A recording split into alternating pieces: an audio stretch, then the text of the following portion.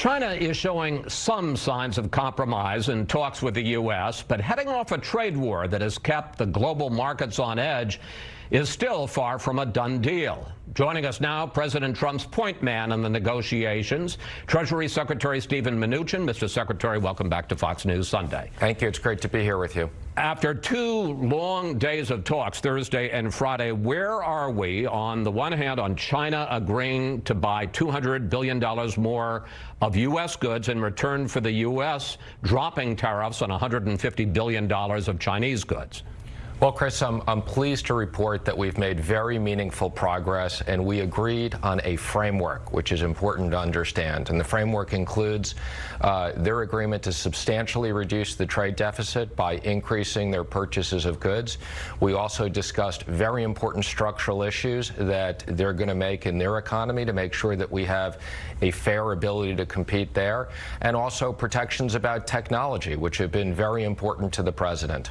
But China, and one of the big things the president has said is he wants them to reduce the deficit by $200 billion, by $200 billion more of U.S. goods. They reportedly refused to agree to that specific target. There's nothing about a specific target in the statement. One, have they refused to agree to a target, and is there still the possibility of a trade war?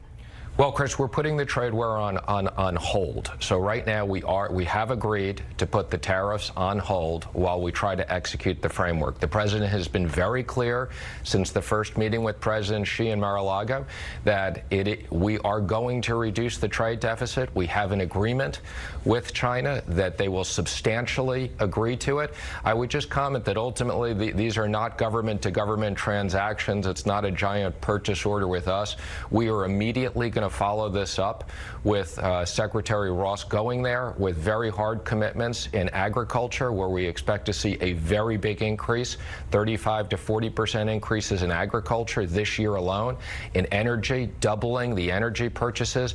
I think that you could see $50–60 billion a year of energy purchases over the next 3 to 5 years. And strategically, that's very important for us and very important for them. But just to lock down 2 points, sir. One, no specific target of $200 billion. Chris, we have specific targets. I'm not going to publicly disclose what they are. They go industry by industry.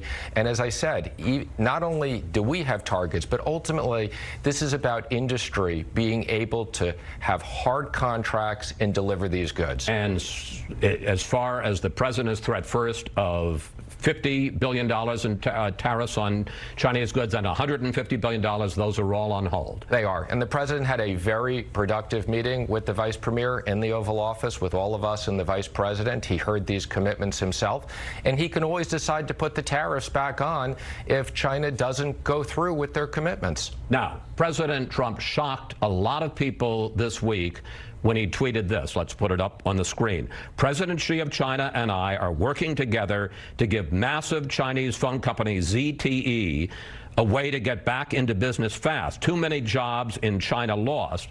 The Trump administration has banned U.S. companies from selling components to ZTE. The president indicated that perhaps he would be willing to end that ban, which resulted in this exchange. Take a look.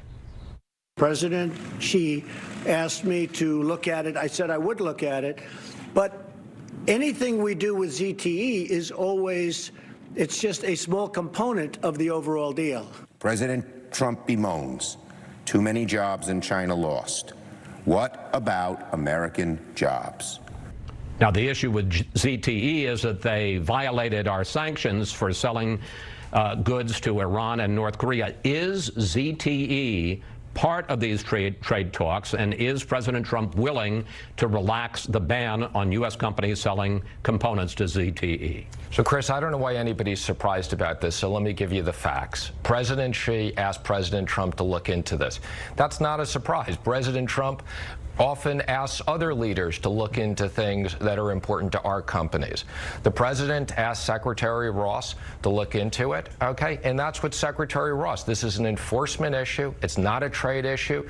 We didn't agree to any quid pro quo. And Secretary Ross will make sure that the enforcement issue is in, but in a way that's good for American companies.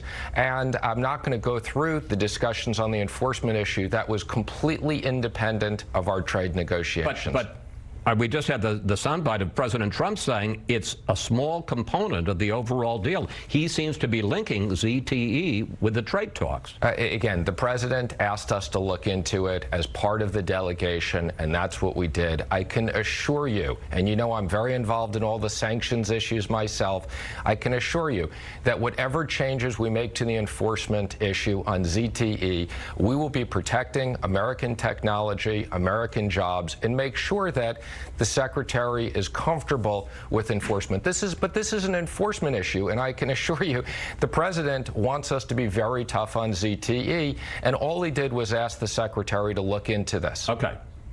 President Trump also suggested that President Xi, Chinese President Xi, may be using his leverage with Kim Jong-un relative to a summit to get a better trade deal with the U.S. Take a look. It could very well be that he's influencing Kim Jong-un. We'll see what happens, meaning the president of China, President Xi, could be influencing Kim Jong-un. Now, the president has suggested before that if Xi is helpful with regard to North Korea, then he, the President Trump, might go easier on China on a trade deal. Is the whole issue of a Trump-Kim summit and President Xi's conceivable role in that, is that part of trade talks?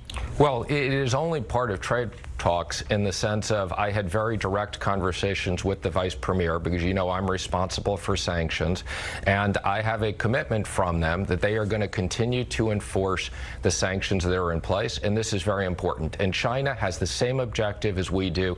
They want to get rid of the nuclear weapons. So we're not going easier on China in the trade talks to try to get Xi's help for a summit?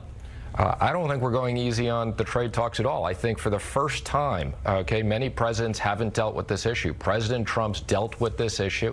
He threatened to put on $150 billion of tariffs. We have a very good framework agreement that's not just about buying goods. It's about structural changes. It's about lowering tariffs. China has committed to lower tariffs on many things and make structural changes and protect our technology. So these are very important issues for the U.S. economy.